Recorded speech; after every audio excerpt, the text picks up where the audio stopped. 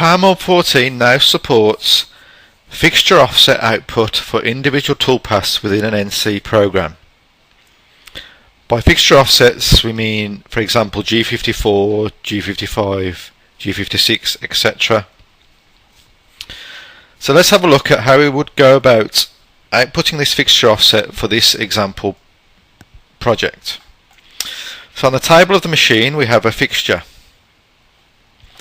In that fixture we have two sets of impressions. We have a top and a bottom, and then the second set in its exact copy simply moved across by an X distance of 452 millimeters.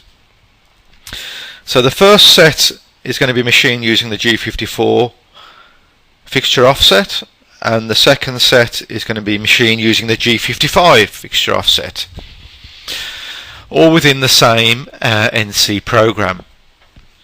So the first thing we need to do is create an NC program and then place our toolpaths within that NC program. So I'm just going to output the roughing toolpaths for this example. So we have rough top, which if I just draw that you can see roughs out the top of the first impression, and then we have rough bottom. If I just drag that one into my NC program, that roughs the bottom of the first impression. So this roughing toolpath for the top and the bottom now needs to be moved across or machined in a different position for the second set. So we need to make duplicate copies of those two toolpaths within the NC program. So we simply drag the toolpath in there again for the top and the bottom. So here we have rough top that appears twice and rough bottom that appears twice. So this is the first difference between earlier version of PowerMill, when we were not allowed to have the same toolpath more than once in a single NC program. But at the moment those toolpaths are on top of each other. We need to shift them across to machine the second set of impressions. Now this is going to be achieved using a fixture offset on the machine control, and the fixture offset will have an X shift of 452 millimeters. So to initiate that fixture offset we need to specify it within the NC program. So here you can see we have our new fixture offset option. At the moment there are no fixture offsets defined, so I'm going to go to my fixture offset list and create two fixture offsets, a G54 and a G55. And I'm going to put some values in there. At the moment just leave those at 0.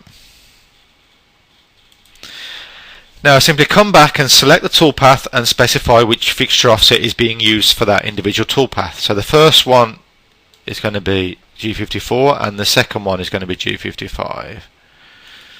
So G55 for the second set of impressions. So we can view the fixture offsets for each individual toolpath.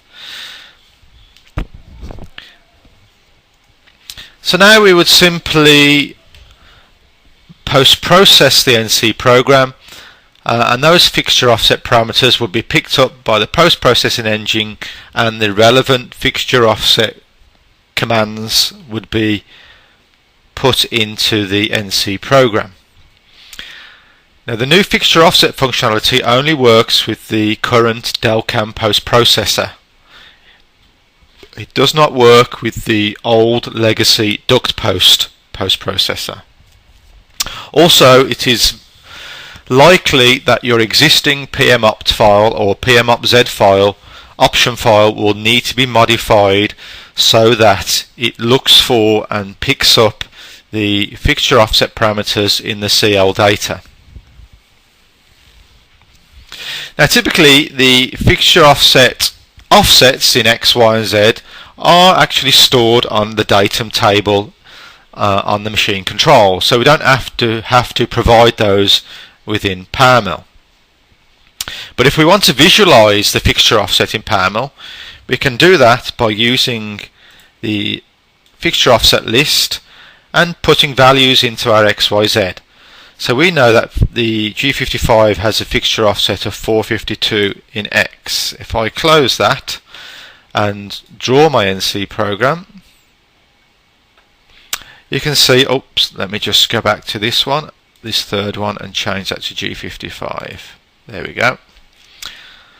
So there we can see we can visualize the fixture offset in PowerMill.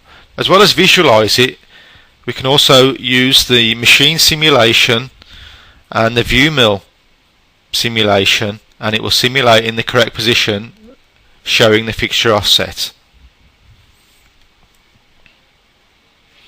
Typically the values in here are not exported to the NC program because those values are stored on the machine control in the data table, but these can be made to be exported if required.